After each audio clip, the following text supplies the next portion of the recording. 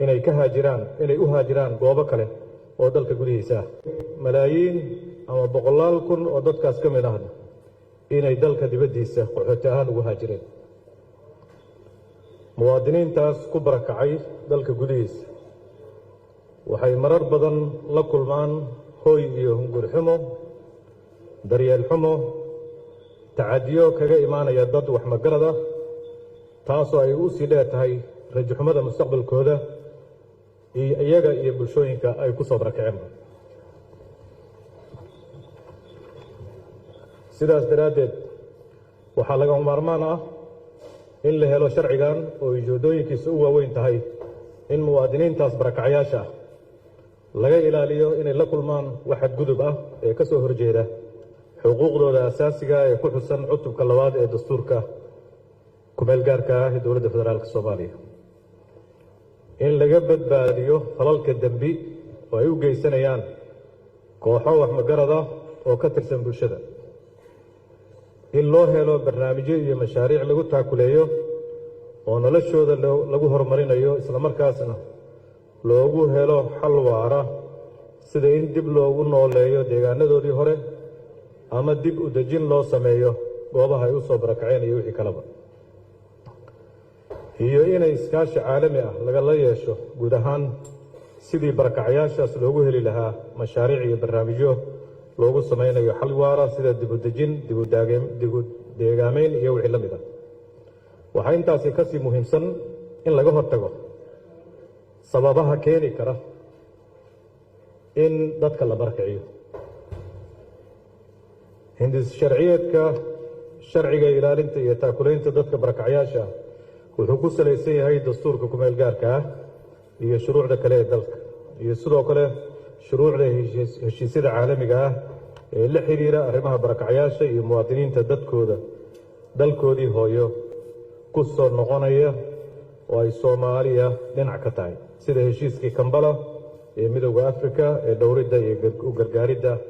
barakacayaasha 26 November 2019 mid ka mid ah wasiiradii ugu horreeyay oo soo saxiixay.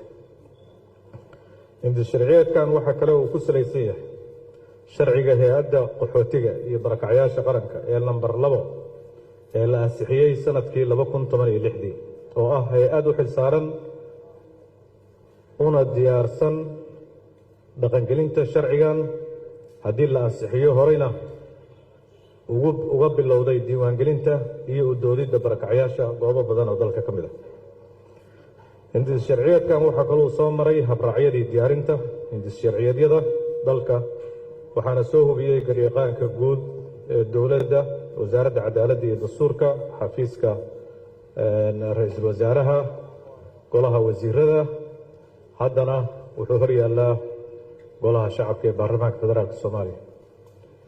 Hindis sharciyeedkan waxaa diyaar u ah oo sharcigan ku waajibinaya inay hirgeliyaan isla markaasna ay qodobadiisa difaacaan hay'adda barakacayaasha iyo qaxootiga qaranka ee la dhisay 2016, hay-adaha kale ee dowladda dhexe iyo dowlad goboleedyada iyo gobolka Banaadir iyo taakuleynta xagga farsamo iyo maalgelin ee hay'adaha caalamiga ah oo heshiiskan lagula galay arrimahaas iyo guud ahaanba shacabka kale ee Soomaaliyeed. Faahfaahinta hindis sharciyeedkan oo lagu magacaabo hindis sharciyeedka sharciga ilaalinta iyo taakuleynta barakacayaasha wuxuu ka kooban yahay 12 cutub, 30 qodob oo ku qoran 30 bog. Cutubka koowaad wuxuu ka kooban yahay 3 qodob wuxuuna ku saabsan yahay ciwaanka, magaca sharciga, awoodda soo saarista, baaxadda dhaqangalka iyo eray bixinno. Cutubka labaad isna wuxuu ka kooban yahay 1 qodob wuxuuna ka hadlayaa qaabka dhaqangalka ee sharcigan iyo shuruucda kale ee dalka iyo shuruucda iyo heshiisyada caalamiga ee la xiriira barakacayaasha. Cutubka saddexaad oo isna ka kooban 2 qodob wuxuu ku saabsan yahay mas'uuliyadda ilaalinta iyo taakuleynta barakacayaasha ee ku xusan sharcigan iyo axdiga Kampala ee saaran dowladda dhexe iyo dowlad goboleedyada, gobolka Banaadir iyo dadweynaha Soomaaliyeed guud ahaanba. Cutubka afraad waa soo akhriseen wuxuu ka hadlayaa dhisidda guddi la shaqeeya hay'adda qaxootiga iyo barakacayaasha oo ka kooban xubnaha hay'adaha fulinta ee xukuumadda qaarkood iyo sidii loo heli lahaa dhaqaale isugu jira miisaaniyad qaran, deeq bixiyaan deeq-bixiyaasha iyo in la abuuro sanduuq midaysan oo lagu taakulaynayo barakacyaasha iyo qaxootiga soo guriya noqonaya. cutubka shanaad wuxuu ka kooban yahay 2 qodob wuxuuna ku saabsan yahay howlaha iyo mas'uuliyadda hay'adda qaxootiga iyo barakacyaasha ee la xiriira ka hortagga barakicinta sharci darrada ah, kaalmo siinta dhammaan dadka gudaha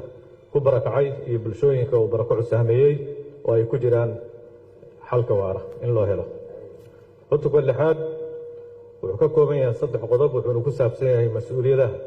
hay'adda ee la xiriira dadka gudaha ku barakacay inaan xoog dib lagu celin ama lagu dejin meel nabadgelyadooda, xorriyaddooda ama caafimaadkooda ay khatar ku soo wajihi karto, sida ku cad mabda'a 15aad ee qodobkii xarafkiisa A iyo D mabaadi'da hagaya iyo qodobka 9aad ee axdiga Kampala. sidoo kale ilaalinta hantida ay leeyihiin dadka ku barakacay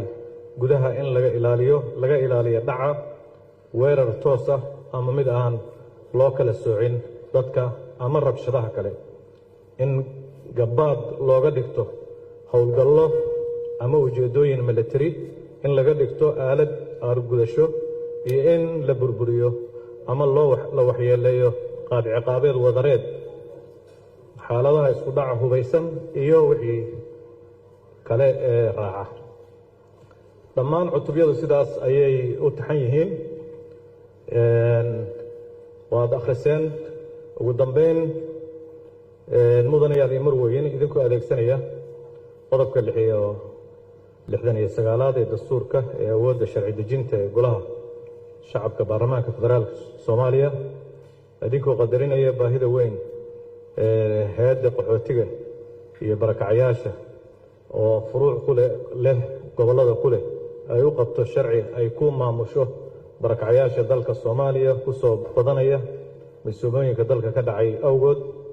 idinkoo sidoo kale qadarinaya beesha caalamka ee kaalmaysa arrimaha barakacyaasha iyo dadka ku soo guriya noqonaya dalka inay diyaar u leeyihiin inay kaalmeeyaan haddii sharcigan ay dhaqangal noqdo, oo haddaba meelo badan oo la rari lahaa waxyaalo badan oo sharcigan ka mid ah oo maaragtay uu xayiran yahay, idinkoo qadarinaya hindis-sharciyeedkan oo soo maray habraacyadii heerarka sharci ee kala duwan oo haddana baarlamaanka hor yaalla, idinkoo qadarinaya in dad la-eg 4 milyan ama 3.8 milyan oo qof ay maanta guryahoodii ka barakaceen, bulshada Soomaaliyeedna nambarka ay ka yihiin aad ogtihiin 3 meelood meel baa la dhihi karaa mararka qaarkood 4 milyan ama rubuc dadka Soomaaliyeed ka mid ah inaysan joogin guryahoodii, inuu baahan yihiin sharci xuquuqdooda iyo daryeelkooda ay ka dhexelaan ama ilaaliya. waxaan si qadarinaya xushmad mudan idinkaga codsanaynaa oo aan idinkaga rajaynayaa inaad ansixisaan hindis-sharciyeedkan si ugu dambeyn ugu dhaqan galo idinkoo mas'uuliyaddiina dastuuriga ah ama sharciga ah ka gudanaya. aad iyo aad baa u mahadsantihiin.